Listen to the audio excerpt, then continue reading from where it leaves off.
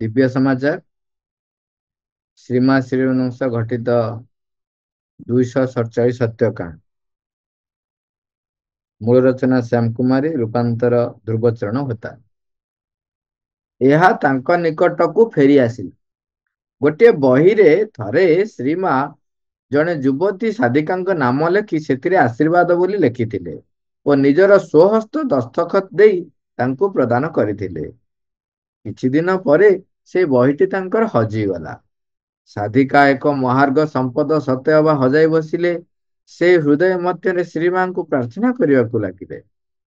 ଏହାର କିଛି ମାସ ପରେ ଆଶ୍ରମର ଜଣେ ପୁରାତନ ସାଧକ ରାସେନ ଡ୍ରନ୍ ମାଡ୍ରାସର କୌଣସି ଗୋଟିଏ ପୁରୁଣା ବହି ବିକ୍ରି ହେଉଥିବା ଦୋକାନରେ ସେଇ ବହିଟିକୁ ଦେଖିବାକୁ ଯାଇ କ୍ରୟ କରି ଆଣିଥିଲେ।